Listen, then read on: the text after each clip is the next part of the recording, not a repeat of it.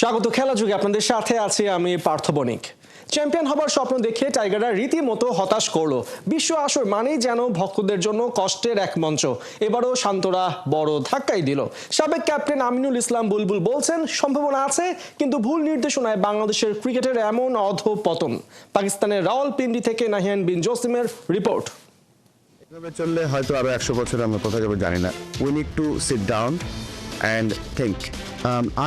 আশা করেছিলাম যে ধরেন এই যে একটা বড় চেঞ্জ আসলো বাংলাদেশে, একটা সংস্কার আসলো, এই সংস্কারের মাধ্যমে হয়তো একটা নতুন কিছু দেখতে পাবো। ইনফ্যাক্ট কিছু দেখতে পাই নতুন, অল দ্য সেম, সব কিছু আগের মতো মনে হচ্ছে। নতুন কিছু দেখতে পাইনি তো এখনো। যদি সুযোগ থাকে আসে করবেন, অলওয়েজ রেডি। এসে বলছি always ready, free no problem. আমার কাছে মনে হয় Bangladesh is a gold mine for cricket এবং আমরা আমার সময় নষ্ট করছি। আইসিসি ইভেন্ট মানেই কষ্টের স্মৃতি, কোটি ভক্তের সঙ্গে ক্রিকেটারদের আয়নাবাজি। এবারও তার ব্যতিক্রম হয়নি। বাংলাদেশের বিদায় নিশ্চিত হয়ে গেছে এক ম্যাচ আগেই। বারবার কেন হয় এমন ভরাডুবি? এবার তো চ্যাম্পিয়ন হবার স্বপ্ন দেখিয়ে টাইগাররা রিকি পন্টিং এর ভবিষ্যৎবাণীকেই সত্যি করতে যাচ্ছে। অনেকদিন ক্রিকেট খেলেছেন, অনেকদিন ক্রিকেটের সঙ্গে আছেন, এখনো ক্রিকেটটা ফলো করেন বাংলাদেশের। আপনার বিশ্বাস কি আসলে বাংলাদেশ, এই যে বিশ্বকাপের কথা বলি, বিশ্বকাপে আসলে আমরা চ্যাম্পিয়ন হবার স্বপ্ন দেখাই, অনেকে ট্রল করে, আপনি বলছিলেন আদৌ বাংলাদেশ আসলে কবে নাগাদ বিশ্বকাপ ট্রফি জিততে পারে? আপনি কি স্বপ্ন দেখেন? আমি খুব পজিটিভ চিন্তা করি আসলে। আমি দেখেন পৃথিবীতে একমাত্র দেশ বাংলাদেশ যেখানে কিন্তু সবাই একটা স্পোর্টস ফলো করে। বিভিন্ন দেশে বিভিন্ন অন্যান্য স্পোর্টসের সাথে মানুষ সম্পৃক্ত হয়। বাংলাদেশের সারা দেশব্যাপী যে মেধা আছে, বাংলাদেশের যে খেলার আগ্রহ আছে, বাংলাদেশের যে সুযোগ সুবিধা আছে, আর সুযোগ সুবিধা বলতে যে আইসিসি ইভেন্টসগুলো খেলার সুযোগ আছে, আমার কাছে মনে হয় ম্যাটার অফ টাইম। যদি আমরা ঠিকমতো এই ট্যালেন্টগুলোকে ঢেলে সাজাতে পারি। কেন আমি এত কনফিডেন্টলি কথাগুলো বলছি?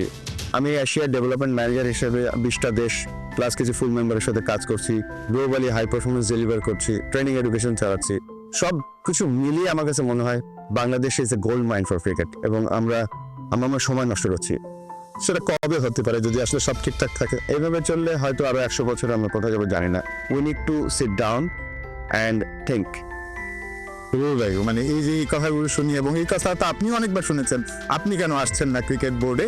এবং এখন তো একটা সুযোগ ছিল, যেই পরিবর্তনের হাওয়া, অনেকেই আসছেন। ফারুক ভাই এখন বিসিবির প্রেসিডেন্ট হিসাবে আছেন, অনেকে হয়তো বা সামনে আসবেন, আমরা নাম শুনতে পাচ্ছি।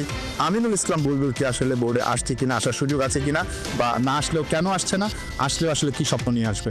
আসলে সুযোগের কথা যখন বললেন, দেখেন দুটো রোল আছে, একটা হচ্ছে চাকরির রোল, একটা হচ্ছে অনারারি রোল।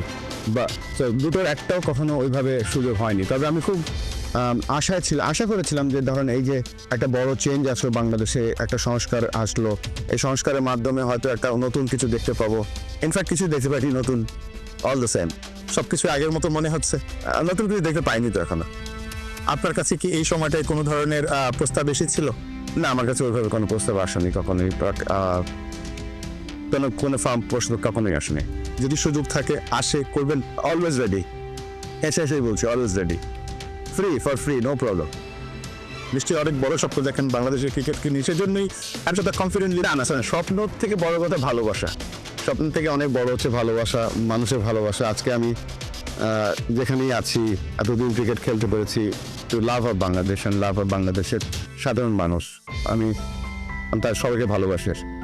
নিঃসন্দেহে ভালোবাসেন, সবাইকে ভালোবাসেন ক্রিকেটকে, যার কারণেই ক্রিকেটের সঙ্গে প্রয়োজনে সুযোগ আসলে আবারও যুক্ত হতে চান বাংলাদেশের সাবেক ক্যাপ্টেন, বাংলাদেশের টেস্টে সর্বপ্রথম সেঞ্চুরিয়ান আমিনুল ইসলাম বুলবুল। বাংলাদেশকে নিয়ে যে স্বপ্নটা দেখেন, তিনি সুযোগ না পেলেও বাংলাদেশ যেন খুব দ্রুত সেই লক্ষ্যে আসলে পৌঁছে যান, সেই স্বপ্নটাও দেখছেন। হেমিং জসিম, 71। অস্ট্রেলিয়া বনাম সাউথ আফ্রিকা চ্যাম্পিয়ন্স ট্রফির বি গ্রুপের হাই ভোল্টেজ ম্যাচটি রাওয়ালপিন্ডিতে হওয়ার কথা ছিল, কিন্তু টসের আগে যে শুরু হলো বৃষ্টি তার থামলই না। 3 ঘন্টা 10 মিনিট অপেক্ষার পর ম্যাচ পরিত্যক্ত ঘোষণা করেন অফিসিয়ালরা। নিজেদের প্রথম ম্যাচে ইংল্যান্ডকে হারায় অস্ট্রেলিয়া, আর দক্ষিণ আফ্রিকা জেতে আফগানিস্তানের বিপক্ষে। গ্রুপ পর্বে নিজেদের শেষ ম্যাচে জিতলে সেমিফাইনাল নিশ্চিত হয়ে যাবে দুই দলেরই। গ্রুপের শেষ দুই ম্যাচও যদি পরিত্যক্ত হয়, তখনও অস্ট্রেলিয়া ও দক্ষিণ আফ্রিকাই উঠবে সেমিফাইনালে। নিজেদের শেষ ম্যাচে যদি অস্ট্রেলিয়া ও দক্ষিণ আফ্রিকা হারে, তাহলে ইংল্যান্ড আফগানিস্তান ম্যাচে যারা জিতবে তারাই নিজেদের শেষ ম্যাচটি জিতলে উঠে যাবে সেমিফাইনালে।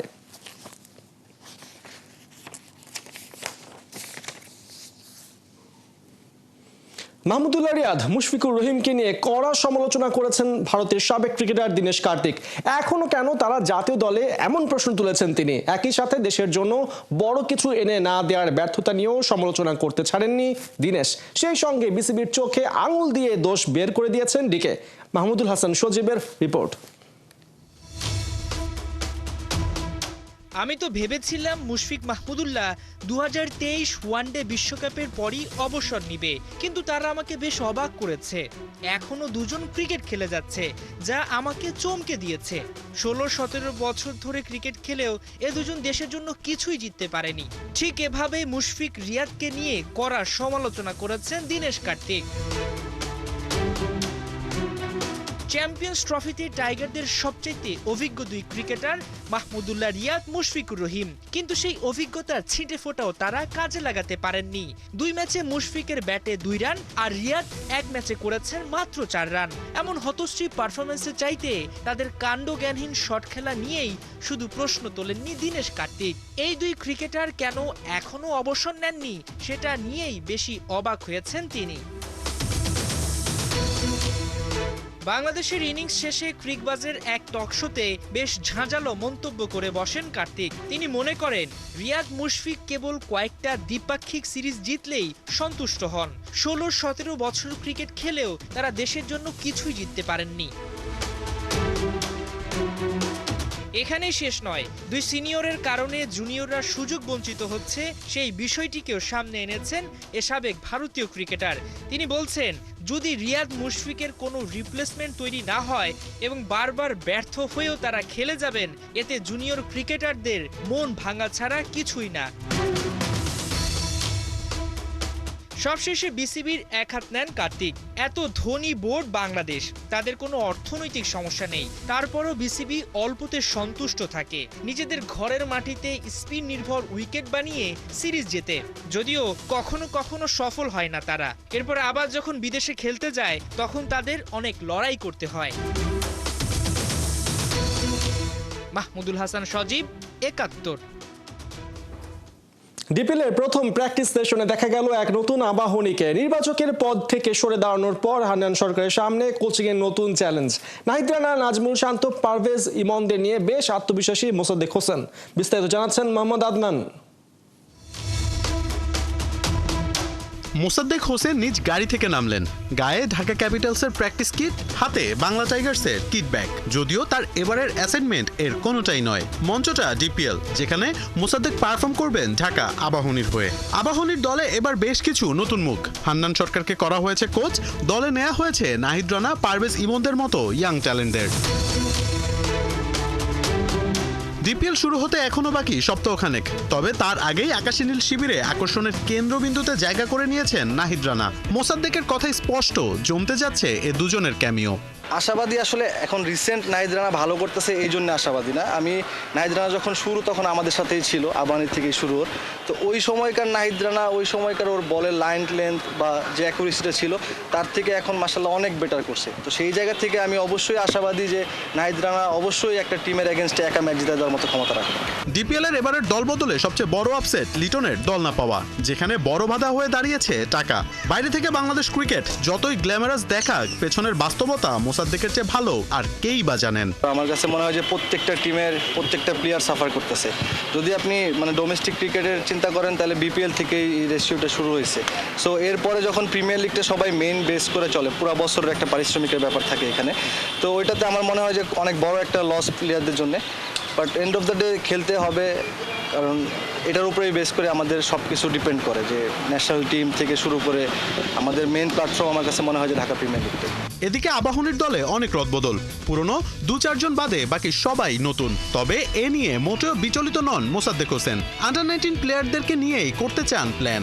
যে এক্সাইটিং একটা টিম, যারা এখানে অনেক ইয়াং প্লেয়ার আছে, রাব্বি আছে, মৃত্যুঞ্জয় আছে, জিশান আছে, পারভেজ ইমন আছে, ওরা খুবই এক্সাইটিং।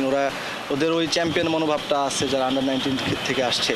সো আমার কাছে মনে হয় যে ওরা যদি ডেলিভার করতে পারে ঠিক মতো, অবশ্যই একটা ভালো রেজাল্ট আশা করতে পারি। মোহাম্মদ আদনান, 71। শুরু হয়ে গেছে কাউন্টডাউন, আসছেন বাংলাদেশ ফুটবল ইতিহাসের সবচেয়ে বড় তারকা। জানা গেছে হামজা চৌধুরীর দেশে আসার ফাইনাল শিডিউল, যেখানে শুধু দলের সাথে যোগ দেয়াই নয়, আছে চমকপ্রদ বেশ কিছু আয়োজন। হামজা চৌধুরীর বাংলাদেশে আসা এবং জাতীয় দলের হয়ে সবশেষ খবর জানাচ্ছেন বিস্তারিত রিপোর্টে। ম্যাচ শেষে ফ্যানদের সাথে ফ্রেমবন্দি হচ্ছেন, ভক্তদের আবদার মিটিয়ে সেলফিও তুলছেন। একবার ভাবুন, আর কদিন পর এই অটোগ্রাফ কিংবা ফটোগ্রাফের জন্য লাইন লাগবে বাংলাদেশের ফুটবল ম্যাচেও। কারণ তারকাটা যে হামজা চৌধুরী, লাল সবুজ জার্সিতে নতুন মহারথী।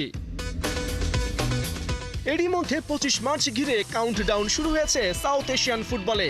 ওই দিন শিলংয়ে এশিয়ান কাপ বাছাইয়ে ভারতের মুখোমুখি হবে বাংলাদেশ, যেখানে বাংলাদেশের হয়ে অভিষেক হবে ইংলিশ প্রিমিয়ার লিগ মাতানো হামজা চৌধুরীর। অবশেষে জানা গেছে সেই হামজা উন্মাদনার দিনক্ষণ। বাফুফে সূত্রের খবর, চাইলেও আগেভাগে বাংলাদেশে আসতে পারছেন না হামজা চৌধুরী।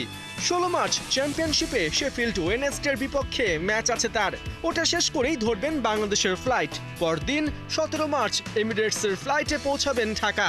ওই দিন অথবা পরের দিন 18 মার্চ একদিনের সংক্ষিপ্ত সফরে তার পূর্বপুরুষের ভিটা মৌলভীবাজারে যেতে পারেন হামজা, যদিও এই ট্রিপ এখনো কনফার্মড না। এদিকে সৌদি আরবে ক্যাম্প শেষে 18 মার্চ ঢাকা ফিরবে বাংলাদেশ জাতীয় ফুটবল দল। একদিন বাদে 19 মার্চ সেই টিমের সাথে যোগ দেবেন হামজা। খুঁজবে বাংলাদেশের লাখো ফুটবল ফ্যানের অপেক্ষা। হামজাকে নিয়ে উন্মাদনায় মেতে উঠবে টেকনাফ থেকে তেঁতুলিয়া। অবশ্য হামজাকে নিয়ে সেলিব্রেশনের সময় খুব একটা পাচ্ছেন না ভক্তরা। 20 মার্চ সকালে ভারতের উদ্দেশ্যে দেশ ত্যাগ করবে বাংলাদেশ ফুটবল দল। ঢাকা থেকে কলকাতা এবং সেখান থেকে শিলংয়ে পা রাখবেন হামজা চৌধুরীরা। জানা গেছে লাল সবুজের জার্সিতে ছেলে হামজা চৌধুরীর অভিষেক ম্যাচ গ্যালারিতে বসে দেখবেন তার বাবা মা। তবে রমজানের কারণে শেষ পর্যন্ত তার মা নাও আসতে পারেন, তবে বাবার শিলংয়ে যাওয়া অনেকটাই নিশ্চিত। পার্থ বণিক, ৭১। মাঠের ফুটবলে 90 মিনিটের লড়াই যেন হয়ে উঠেছে অনেক বেশি মর্যাদার। ফিফা আন্তর্জাতিক প্রীতি ম্যাচ খেলতে সংযুক্ত আরব আমিরাতে পৌঁছেছে বাংলাদেশ নারী জাতীয় ফুটবল দল। দুটি প্রীতি ম্যাচ খেলবে লাল সবুজরা, যার প্রথমটা খেলতে বুধবার মাঠে নামছে বাংলার মেয়েরা। দ্বিতীয় ম্যাচ হবে মার্চের 2 তারিখ। অনুবাপের রিপোর্ট। এক ঝাঁক নতুন মুখ, রয়েছে নতুন স্বপ্ন। উড়ন্ত সাম্পানে চড়ে ওরা দিয়েছে পাড়ি, লিখবে অর্জনের গল্প, জবাব দিবে মাঠের ফুটবলে। আরব আমিরাতের বিপক্ষে ফিফা প্রীতি ম্যাচ খেলতে যাওয়া দলটাকে লেগেছে বেশ চনমনে। সামনে থেকে নেতৃত্ব দেওয়ার সাহস ওদের আছে। ওরা চায় দেশবাসীর শুভকামনা। 26 তারিখ এবং 2 তারিখ দুটা ম্যাচ খেলবো এবং দেশবাসীর কাছে চাওয়া তারা যেন আমাদেরকে দোয়া করে এবং আমরা তাদেরকে ভালো কিছু উপহার দিতে পারি। নানা ঘটনায় বাইরের বোঝাটা লাগছে ভারী। মাঠে নামার আগেই যেন চাপে এই মেয়েরা। হেড কোচ পিটার বাটলারের আস্থার প্রতিদান ওরা দিতে চায় সামর্থ্যের সবটুকু দিয়ে। ফিফা ফ্রেন্ডলি ম্যাচের প্রতিপক্ষ আরব আমিরাত র্যাঙ্কিংয়ে এগিয়ে। ওদের সাথে টেকনিক, ট্যাকটিক্স, বন্ডিং আর স্টেমিনা সবখানেই পিছিয়ে থাকবে এই নতুন দলটা। মনোভাব ও দায়বদ্ধতার গুরুত্বের উপর জোর দিয়ে ভাঙতে হবে বাধার দেয়াল। কারণ এখানে অনেক নতুন প্লেয়ার্স আছে, সো তাদের জন্য এটা একটি চমৎকার একটি অভিজ্ঞতা এবং একই সাথে একটি বিরল সুযোগ। আমি নিজেও অত্যন্ত মোটিভেটেড টিমের সাথে মিট করে। আফটার অল দেয়ার আমাদের বাংলাদেশ জাতীয় দল, so we are all very motivated এবং আমরা খুবই আশাবাদী ইনশাল্লাহ যে তারা ভালো খেলবে, সেটাই আমাদের গোল, এবং ইনশাল্লাহ ভালো রেজাল্টও দিবে। স্বাগতিক আরব আমিরাতের সাথে ফিফা প্রীতি ম্যাচে মাঠে নামার আগে একটা সেশন মাঠের অনুশীলন করার সুযোগ পেয়েছে জাতীয় নারী ফুটবল দল। অর্ণব বাপি, ৭১। এই ছিল এখনকার খেলা যুগে সরাসরি সংবাদ ও অনুষ্ঠান দেখতে চোখ রাখুন ৭১-এর ফেসবুক পেজে এবং সাবস্ক্রাইব করুন ৭১-এর ইউটিউব চ্যানেল। ৭১-এর সাথেই থাকুন।